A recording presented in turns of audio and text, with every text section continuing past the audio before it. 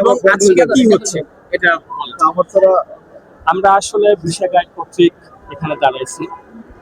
এখানে প্রায় আমরা 350 থেকে 400 স্টুডেন্ট, সবাই প্রতারিত ভিসা গাইড।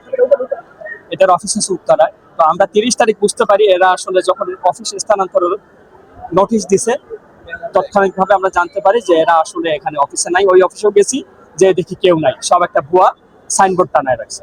তখন আমরা পুলিশের শরণাপন্ন হইলে 30 তারিখে শরণাপন্ন, এবং আমরা 5 দিন ঘুরি মামলা দেওয়ার জন্য, আমাদের মামলা নেয় না। ইভেন একটা আসামিও ধরছিলাম আমরা তখন ওখানকার। আসলে ভিসা গাইডে যারা কর্মরত ছিল তারা সবাই কিন্তু এখানে চাকরি করে না, এরা যৌথভাবে সম্মিলিতভাবে একটা প্রতিষ্ঠানে নেয়। এদের লভ্যাংশ এরা সবাই সমানভাবে ভাগ করে নেয়, প্রত্যেকেই এটার জন্য দায়ী।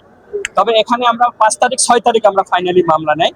মামলা নিলে আমরা এখানে মূল আসামি করি মতিউর সাহেবকে, এবং তার অঙ্গভঙ্গ দেখা গেছে ইমরান সাহেব আছে, তারপরে অলি থাকে, তারপরে হচ্ছে মোসাদ্দেক, তাজ, এদের সহকার আরো 30 থেকে 35 জন আমরা নাম যাদেরকে আমরা চিনি তাদেরকে আসামি করা হয়েছে, এবং আরো 25 থেকে 30 জন অজ্ঞাতনামা আছে। তো আমরা আসলে এখানে আসছি মূলত যাতে মতিউর সাহেব যে প্রধান আসামি আমাদের, সে আজকে এখানে রিমান্ডের শুনানি আছে।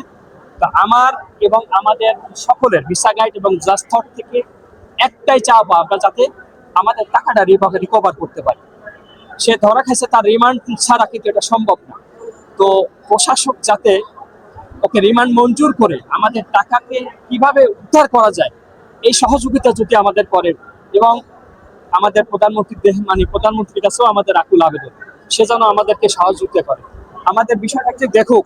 আমাদের এখানে অসহায় অনেক মানুষ আছে যারা বাড়ির জমি বিক্রি করে, লোন করে, কিস্তি করে টাকা দিয়েছে।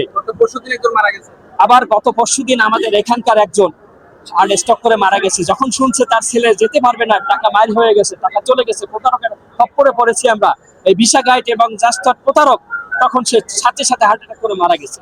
তো আমরা চাই আসলে আর কারো মায়ের বুক যাতে খালি না হয়, কেউ যেন এরকম সমস্যায় না পড়ে। প্রধানমন্ত্রী যাতে আমাদেরকে একটু দেখে, আমাদের এই বিষয়টা বিবেচনা করে, আমরা যাতে তাকে ফেরত পাই। অনেকে অনেক দুঃখী ভাই, এখানে বলার মতো না। সবাই যাতে আমরা টাকা ফেরত পাই, রিকভার করে দেওয়ার একটা ব্যবস্থা করুক। আমাদের মামলা আমরা আজকে 5 দিন ঘুরতেছি ডিবিতে হস্তান্তর করার জন্য, কারণ আমরা যে মামলা করেছি পূর্ব থানায় উত্তরা, সেখানে আসলে যথাযথ উপযুক্ত কোনো প্রযুক্তি নাই। তারা কোনো আসামি ধরতেই পারতেছে না, যা করতেছে হ্যাঁ সবাই পলাতক, সবাই আশেপাশে পলাতক, কেউ ঢাকায় আছে, কেউ তাদের বাড়িতে ঘুরে ফিরে বেড়াচ্ছে, বাট কাউকে ধরা হচ্ছে না। আমি আর চাচ্ছি এই মামলায় যারা আয়তাভুক্ত প্রধান আসামি যে কয়জন, সবাইকে ধরুক, কিন্তু আসলে পূর্ব থানা পারতেছে না। 3টা মামলারে কি আপনি বাদী? না, আমি একটা মামলার বাদী, প্রথম মামলা যেটা 10/7, ওইটার বাদী আমি। আপনার পুরো নামটা বলেন। আমার নাম মোহাম্মদ ওবায়দুল ইসলাম হিমেল। আপনি কি কাজ করেন?